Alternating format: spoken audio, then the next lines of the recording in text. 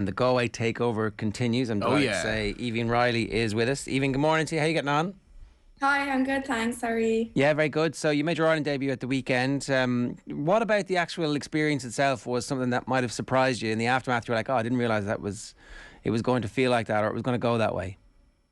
Yeah, it was just surreal standing there, like singing the anthem.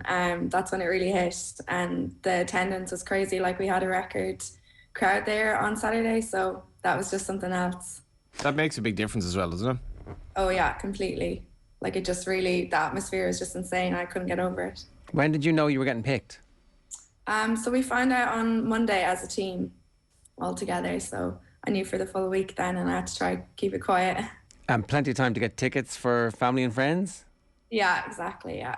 And is that something that you're going to have to get used to? The hassle of like, here, get me a ticket for this, as opposed to like, just get your own tickets. Come on. Well, we get given a few tickets, so the select few get them ones, and then my friends travelled up from Ballinasloe, and then a few college friends came as well. So I just had to let them know to get their hands on some as well. What was your background in terms of getting into rugby in Ballinasloe? I know it has a bit of a kind of a rugby heritage there, and yourself and obviously Bevan as well. It's obviously a big enough thing in the town. So we all kind of started out playing GA, and then my dad was involved in the mini rugbies in Ballinasloe, and my brother's only a year ahead of me, and my eldest brother were playing as well. And it was community games. There was like a 12-a-side team, and the rule was you needed 2 girls. So my dad was coaching and obviously volunteered myself. So I just kept playing after then, played with the boys for a while, and then there was an under-15s team set up, and myself and Bevan joined the same year. And then loads of girls just started transferring in from GAA, and we just had a really good setup there. I'm really interested in that as a young girl in Ireland, because my sister would have come through totally the Gaelic games in a big Gaelic games community, but there's no rugby at all. I mean, there's a soccer team. Rugby just doesn't really exist. I mean, unless you went to Craig's, which is obviously developing. But how does rugby sell itself to the young girl who has other options, and rugby wouldn't necessarily have the best reputation in terms of getting any kid, male or female, into? I think what attracted me to it was just that it's for everyone, and it's a very easy game to pick up, and it's also very exciting. Like, I feel like with GA, not that it's not for everyone, but like I feel like there's more opportunities with rugby at the moment, and also it's just a very disciplined sport. Like, you wouldn't have any of that chatting back to the ref or anything like that. So it's also great for like life skills and things like that. That's what kind of attracted me to it, and I ended up quitting football and just sticking with rugby. The collisions, that's what you're talking about, isn't it? It's for everybody. You can smash somebody, and you're allowed to. Half now, in fairness. Yeah. I was starting to do that on the Gaelic field, and I was like, okay, it's time to leave. Getting in trouble for it. As a scrum half, when did you realise that? Like, what age when you were like, wow, I really, really enjoy passing this ball? Like, I think I always played scrum half. I played on the wing a bit as well, but I suppose I was quite small when I was younger, and that was kind of where the small people were put. And also my brother was also a scrum half, and he plays professionally now for Connacht. So I suppose just watching him be a scrum half, I was a year younger and wanted to do exactly the same thing as him at the time. So I suppose that's why I stuck with the scrum half position. When you're coming through, right, your pathway, I think, is the sevens first, and then ultimately you make it to the 15s team. When did you get your first sevens contract? How did that all come about? And how important for you in terms of like, actually, this is something I want to pursue as my main thing? When that decision got made and that pathway was there, when did that penny begin to drop kind of properly? So I was always playing sevens under 18s. That was the setup there. So I was playing with Connacht 15 aside into pros, and then I also played with their sevens team. So then under 18 I would have been on the team, and then when I moved up to Dublin for college, I was offered a sevens contract there. So we're based out in Abbottstown in HBC. So I joined, I think it was October last year. That's when I signed my contract. So I've been with them like over a year and a half now. So I think I'm right in saying you're in UCD, is that right? Yeah, UCD, yeah. And how do you balance those? Like, it's tricky for full-time athletes to make sure that they get the rest. It's tricky for students to make sure they're doing all the work they're supposed to be doing. Sometimes on purpose they're not doing it, and sometimes they're just not able to do it. How do you manage to keep that balance going? I have great friends in my course that always keep me in check. That's one of the main things there. But also, I suppose just I work better under pressure, and when I'm given a certain amount of time to do something, I kind of do it to my best of my ability while I can. Then if I'm under pressure, like I don't really have an easy fix. I'm still struggling, but I'm almost there now. So This is your final year, is that right? yeah, final year. So I think it's like 2 months left. Right. Creeping up. To ask the parental question, what's next? What are you going to do next? Play for Ireland. Yeah, I know. I don't really know yet. So I've applied for a couple of masters and undergrads. So I might just go straight into them, or else just play rugby for a year and work part time. I'm not quite sure yet. Right, like how feasible is it for somebody like you to become a pro rugby player in the next 10 years? I suppose like we're not pro at the moment, and it's something that like every girl would want to be, but that's not our focus at the moment. Our focus is just getting better as a team, and I'm sure it will happen down the line. But at the moment, it's our focus is the Six Nations and qualifying for the next World Cup. So I'm sure it'll happen down the line, but at the moment, it's not.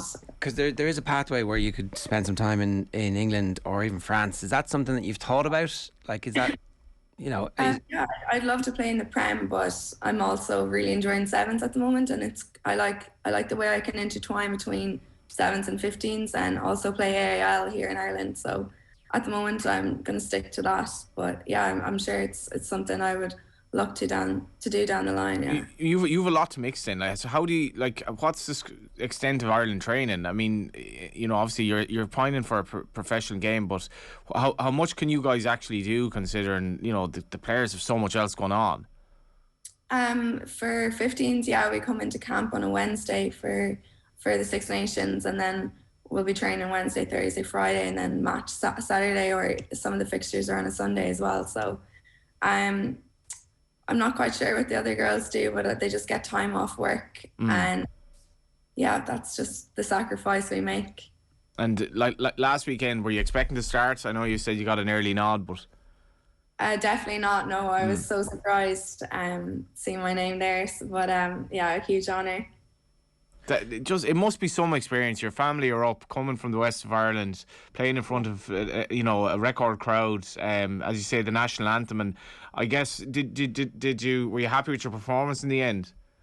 Yeah, like I had a few mistakes. I'm sure we all did, but yeah, I was ultimately like, despite the loss, like it was still a very special day for me, and I made sure that I enjoyed it and like relished it all in, because you don't get your first cap twice. So yeah, it was very special. I had my grandparents there, my cousins, friends from home, college. Like it was just a very special day. Like unfortunately we didn't get the win, but yeah, I'm very grateful that it was a home match for my first cap. That's class. That whole kind of that journey that you've been on, and your brother being a professional rugby player as well, you kind of fully understand exactly what the requirements are to make it to the very top level. To go back to the game itself, in the ebb and flow of the match, were there points where you thought, actually, we're gonna continue this momentum on and win the game, or did it always feel like it was on a bit of a knife edge? Yeah, I thought we had patches of really good play. Once we got the ball quick, like we showed really good speed, and when we worked it out to the edges, and we were making really good gain line. But I suppose we thought we were going to win. Like that's the mindset you're going to have playing the game. Like when you're on top, like you obviously want to stay there. But unfortunately, it was just towards the second half, Wales were just a bit more dominant. We had barely any possession, which is something we'll look to improve. But yeah, it was just unfortunate in the end. But there was a lot of positives to take from the match, and it's just important to look at them as well as our work-ons. France also had a record crowd for their game last weekend, and obviously we know the investment that they've made and the professionalism that they have and the numbers they have. So it is it's quite the task you have ahead of you this week. Yeah, definitely. Like France, they're on a completely different stage of their journey than we are. They're preparing for a World Cup, so that it is going to be a huge challenge for us, but we're just going to have to relish the opportunity to play against one of the best teams and just try to put it up to them as well. What's the positives of this new coaching regime? So we have Greg, Briggsy, Dave Gannon in there as well. Like it's a whole new environment, and they're very enthusiastic. Like they're really encouraging us to play like exciting rugby and showcase our skills. So Which was evidence against Wales, like. yeah, so it is a great environment to be in, and we're just constantly striving to be better. It's not going to be a quick fix for us. It's a long-term project. But yeah, like I'm sure as the campaign moves on, that we'll hopefully be getting better and better, and working towards the next World Cup. Do you go into a game like France then with, I mean, hopefully your second cap, like do you go in with this fear, or are you just too young to even think about things like that? Oh no, like I wouldn't I wouldn't say that at all. You still get nervous. I'm sure I will. I'm not one to get nervous prematurely, or else I won't be able to function for the week. But I feel like I have a lot of the nerves over me now. I'm saying that now, but I don't know what I'll be like. Hopefully come Saturday. But yeah, I suppose like I know what it's like being on the pitch now. It's just like any other game at rugby. It's only us inside the pitch line. So yeah, hopefully I'll be fine if I'm on then. How does this group quantify success over the course of the Six Nations? Because it is a new group. It's not just a new management team; it's a new group of players as well. And you guys are taking possession of the jerseys and making sure that this is going to be your career as an Ireland player and as an Ireland team. What at the end of the Six Nations will you look back on and go, okay, we didn't get everything we wanted, but we got a lot of what we wanted? What would that be? I suppose just making sure that we're all proud of the performances we put out. Making sure that we're all working hard, and that that it's not our skills letting us down, and that also that we're adapting to the new systems. Like I suppose coming away from each game saying like that game was better than the last, that's how you judge success. We just constantly want to strive to get better, so I suppose that's how we'll judge our success from this campaign. Well, listen, we wish you the very best of luck. Congratulations on the first cap. Best of luck in the finals. Which do you get any special dispensation for, like, hey, look, I was really busy, I was playing for Ireland. Can I have an extra few weeks? I hope so. I'm not really sure. I haven't requested at the moment, but hopefully it won't interfere too much. But I'm sure if it will, they'll be very accommodating. Please God. Well, listen, best of luck with everything, Aoibheann. Thanks a million for joining us. Thank you. That's Aoibheann Reilly there ahead of the game against France this weekend. So fingers crossed she's going to get picked again, I'd say. She probably is.